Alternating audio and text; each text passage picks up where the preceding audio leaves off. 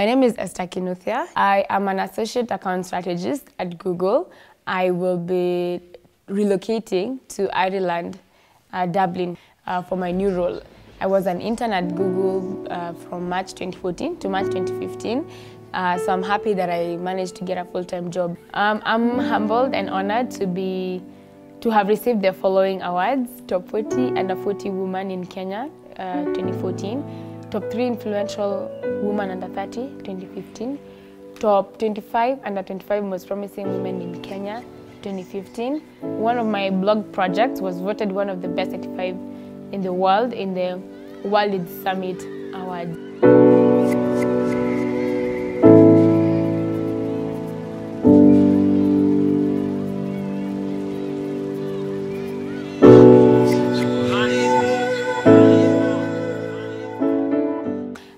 I'm a blogger where I have a blog called missindependent.co.ke. My mission with this blog is to inform, inspire, and ignite the African youth. I do this using articles, interviews. I work with certain companies, let's say like Centonomy, whereby they train the youth on personal financial freedom. So I can go for their classes and I share the knowledge that I learned from this class to my fellow youth, and people have really appreciated the content. So basically, my work is to inspire greatness in the youth, just like this show. And then I'm a recent graduate from Strathmore University, where I did a Bachelor of Commerce and majored in Marketing and Business Administration. I graduated with the second upper. I'm excited about finishing school. It was really a lot of work balancing school work and Google. So I'm happy that school is done.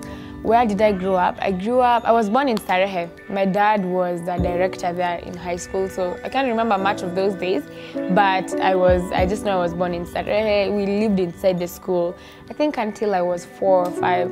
Then we moved to Modama in Dagoretti, where I stayed there from 1996 to 2009. I had the best childhood ever. I had so much fun. I mean, so much fun. Like, I think it remains to be the best stage of my life. Between 1996 to 2009, I went to Le Pic Primary School. Le Pic is a French name which means the peak of a mountain. So I was there from nursery to class 6. Then my dad does not support boarding, so he took me to Forest View Academy in Karen, where I studied class 7 and class 8. Then I went to Kianda School, where I did my Form 1 to Form 4, and then I went to Alliance, IIT Information, Institute of Advanced Technology, and Alliance Francaise for my level 3 and 4 French, and then I joined Strathmore University. Yeah, it's been an interesting journey. So here I am, 23. 23 years have passed by, but I've had a blast, I can say, to say the least. In primary school, I was such an adventurous person. I can't really pinpoint what were my major, actions that could have changed my life, because I just felt each and every day was special in its own in building the lady that I am today. Actually, in high school, I usually tell people high school for me was like a stagnant period. In primary, I was a top achiever. I was top 3 all the time, above 400 marks all the time. Like, I was a top achiever. Then in high school, I just had a stagnant period. I didn't do sports, I didn't do clubs. But then again, even our high school did not offer so many opportunities for us. It was either you're in choir or basketball or tennis. So if you're not good in those, you do not have any other option. So high school for me was a bit stagnant, but I can say I acted as Wangari Maathai in one of our school plays. And I think acting like Wangari Maathai made me feel strong, made me feel top achiever. You can also get a Nobel Peace Prize. In fact, some friends of mine call me Mother Nature, because she was Mother Nature, so Mother Nature. So I got that name, and of course, just by virtue of even just being seen in the light of Wangari Maathai, unconsciously it inspires you to be great. So I think for me in high school, that was my biggest action that I did to inspire me today. In university, I would say that's the time now that I really changed my life, where I began understanding myself as a woman, understanding where I want to go, understanding my dreams, just really knowing where you want to go as an adult. And I would say this started by me participating in Idea Trophy competition at Unilever. Maybe sometimes people look at me and they think, does this girl have it all? She knew where she wanted to go, top 40 under 40 at 21. Maybe I had it all figured it out, but no. it has been a journey. And in first year, in fact, again, I was just a regular university student, you know, just wanting to go out, wanting to fit in. But my parents are overprotective, so I didn't even get that opportunity. So I was caught in a fix whereby I'm trying to fight my parents and at the same time wanting to make my friends happy. So I had that phase, right? Then I realized, just reached a point where I was like, by the way, am I doing this? What is this that is I want to make my friends happy and go out? I mean, I didn't understand the point. It's just that after high school, you know, when you go to university, these are the things that you need to do. So one day I just decided to change, and I just decided, you know what, Esther, figure out what you want, where you want to go. So I did the idea trophy competition. But how did I do the idea trophy competition? I didn't know it existed. This is why by then I'm so passionate about blogging, because I want to show the youth there are enormous opportunities online. The online world can literally change your life. You know, we are used to talking to one another like, where can I get a job, or what opportunities exist? We don't think that I can actually go to Google and search jobs and search opportunities for the Kenyan youth, scholarships. Like, the web is just amazing. So it's a friend of mine, she approached me and she told me Unilever is doing this competition called Idea Trophy. I didn't even know. Oh, okay. So I decided, let me Google it. Again, at this point, I just want to tell the Kenyan youth, always share your passions with people. Let people know what you do, so that when they hear of an opportunity, they can tell you about it. So this lady, she approached me with the Idea Trophy. I decided, okay, fine, let's do it. And actually, we did it on the deadline. The deadline was, I've forgotten the exact date, but we were supposed to submit the idea by midnight. And I was looking at it okay, I'd looked at it before, but I was thinking of my strategies. But then I sat down at 11 p.m. to actually now fill in our ideas. So I submitted my idea an hour late, 1 a.m. But I was still positive that we would be selected and it would go through. So for Unilever, what they do is that they decide on a product which the students are going to compete on. We came up with ideas on how to make Rexona cool for the youth. You shared strategies to increase the market share of Rexona in the market. Yeah. And that's how my journey started. We were selected out of 1,000 people that participated. Only 24 teams, like 72 people, were moved on to the next stage.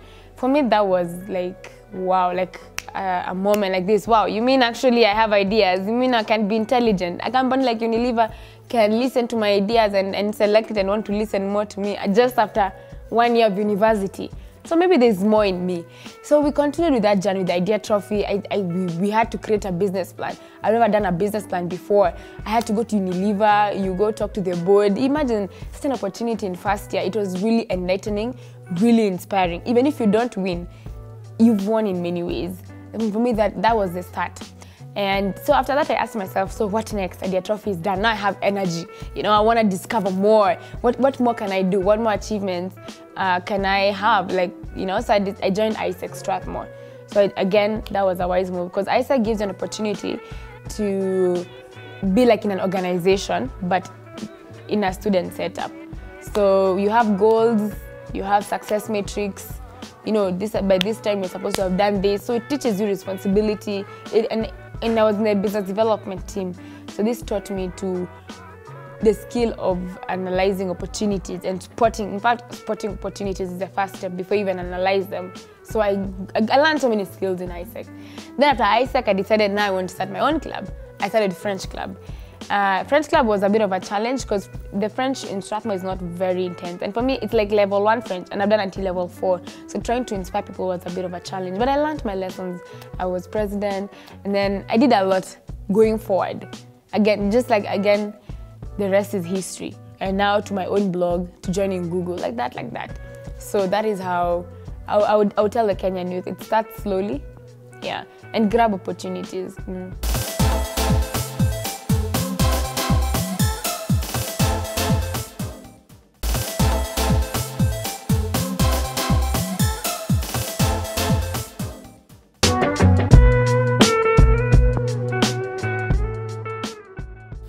Balancing all these things, I mean, to be honest, at some point I don't even know how I did it. Because in second year, I was in ISEC. Before I quit ISEC, I started French Club. So I was trying to manage the two at the same time. And then I started my blog. And then I'm a student. Then I was the president of the election committee. So already 5 things. But then I did it well. Nobody complained about my performance. I think it's because I was heartbroken. When people ask me, Esther, how do I overcome heartbreak? I tell them, get busy. You will get so busy, you'll not be able to feel it, and of course, when you're getting busy, you become a better person. So it works both ways. You don't remember the pain, you don't have time to, drown yourself in sadness, and at the same time, you're building yourself. Each stage has its priorities, right? Yes, my friends did tell me that I'm doing a lot of work, and they would tell me that in a way of telling me, you need to stop, you need to slow down. Even my parents wanted me to stop blogging. My dad always tells me this, you will blog after school. I wanted to be a scout in primary school. He told me you'd be a scout in high school. And then when you reach high school, you realize you cannot be a scout in high school. That is primary stuff. And then in high school, I wanted to go for prom. My dad told me, you will go for prom after high school. And then after high school, you realize there's no prom. So when they told me you will blog after university, I was like, no, I am blogging now. I am not going to keep thinking that I'll always do it tomorrow. It's today, so I'll do it today. I did get that, but I followed my passion. I mean, even in my class, we had people who are forced to do BCom, right, with their parents. So as a daughter to parents, I'd like to tell them not to force their children to do stuff that they're not interested in, and then also to support what their children's passion. We've lived in a society whereby it was either you do medicine, law, engineer, those common courses. But I'd like to urge parents to be open-minded. Kenya is growing fast. There's a lot of business opportunities. So let your daughter or child do whatever they want to do. They will be successful in it. Passion is all that makes people successful. Not a particular course, not a particular job. It's the passion. Because you may get that degree, but if you're not passionate, you won't be hired. Employers hire passionate individuals. Steve Jobs once said, you cannot join the dots forward, you can only join the dots backwards. So personally, joining the dots backwards, I can say everything that I did was a stepping stone to the lady that I have become right now, and even the journey is continuing. I have not reached where I would like to reach. So, in the beginning, I'm really proud of the Esther. That Esther who decided that she's going to discover more about herself. Because if I did not make that choice then everything else would not have happened. I joined Marketing Society of Kenya, again because a friend knew that I love marketing. So she told me Marketing Society of Kenya is looking for people to join. So I went to MSK and joined Marketing Society of Kenya. And it's through Marketing Society of Kenya that I heard about the opportunity about Google. So as you can see, I can join the dots backwards. I probably didn't have a plan on how to join Google. But once I joined Google, I could join the dots backwards, right? This girl knew that I loved marketing, so she told me to join Marketing Society of Kenya. And it's only a year after joining MSK that I learned about the Google internship. You can be in MSK, but then again, you can decide to be dormant. You're not active. So it's through MSK that they have this gala night, which is so much fun. So I volunteered to be an usher. And then again, I was an usher because I wanted to meet all these big CEOs and interview them for my blog, which I did get an opportunity to interact with them. I'm still friends with most of those CEOs that I met on that day. So when I was going to collect our payment as an usher, that's now when, at that moment, that, oh, by the way, Google is looking for an intern. So life is not linear. Yes, you can plan that I'm going to be married at 26, you're going to buy land at 28, I'm going to buy this car at 30, but again, God has bigger plans for you. In fact, that's the first thing. God has bigger plans for you. So what God has decided is going to happen for you, it is not that's going to happen. We owe everything to God. So after that, it's people. Interacting with people, life happens. So for me, to be honest, I would say life happened. God blessed me. But then also, I needed to do actions to enable God's plans and to enable life to happen, whereby I grabbed opportunities, I really worked hard, I worked smart, I didn't get tired. I wasn't afraid to make decisions that are good for me.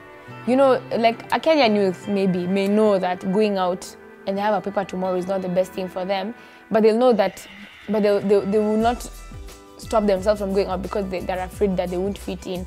They're afraid that people will not think they are cool. So they'd rather go out and then they fill the paper. The Kenyan youth are more likely to disappoint their family than to disappoint their friends. You really have to be strong to make the right decisions. And that's what I did. I used to be a clique person. I used to hang out with the same people every single day. even in primary and secondary, I'm the kind of person, I have one good friend and I stick with that person for a long time. But it's not good because you don't get to interact with many other people. You don't get to learn. When you stay with the same 4 people every day, you will only know just what you guys know. But just basically putting yourself in a position whereby you're ready to, it's a new day, meet new people, interact, and that's what that really makes a difference, yeah. Because people are just amazing in pushing you to become the best you can be without even them trying to, right? It's just as simple as, oh, Marketing Start is looking for people, join. Oh, Google is looking for an intern, apply, right? Oh, Esther, I want to give you a blog here. Yeah.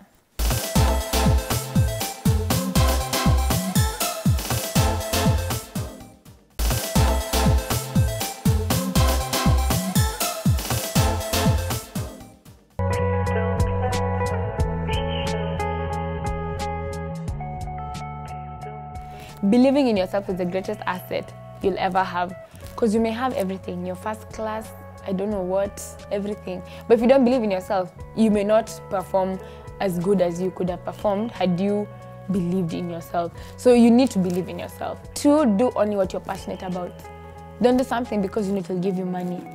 I'd rather you do something that will give you money, like as backup, you know, like either you're paying your fees, you know, or I don't know, you have a help loan.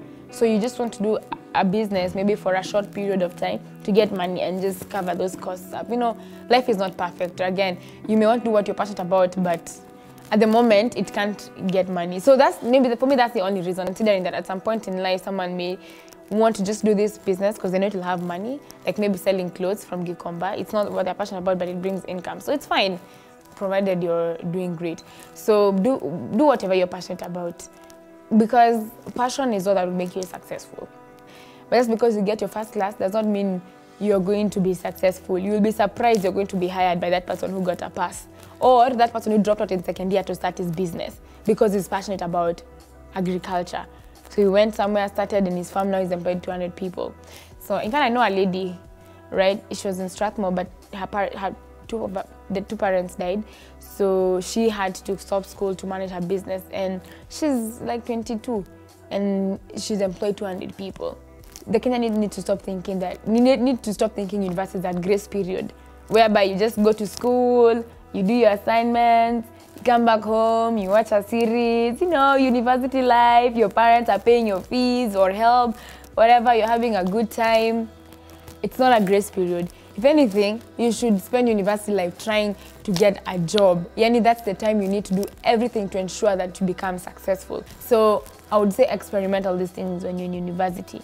And many people think that they need to graduate to start looking for a job, or they need to finish university. You know, you may finish before even graduating, but you're sure you're finished, and then that's when you start looking for a job. You start looking for a job before you graduate. I personally got a job before I graduated. Even I think I got it in like March, and I finished school in April. So, and of course, when you get it in April, does not mean you applied in April and got it in April. You must have started a while back. I started like 4 months back looking for a job. So I would tell, you know, university students to start preparing for life after university while in university. I've actually done an article on this on the blog, 3 steps to preparing for life after university. So, and again, you don't have to get a job right now. Your network is your worth. Start making connections, you know, on LinkedIn. Many people are following, I say socialites with 300,000 followers on Instagram, but maybe the CEO of Unilever doesn't have those followers. Then again, you complain about 40% unemployment rate, or you complain it's not easy to get a job, right? But who are you following online? If you hang around 4 millionaires, you'll be the 5th millionaire.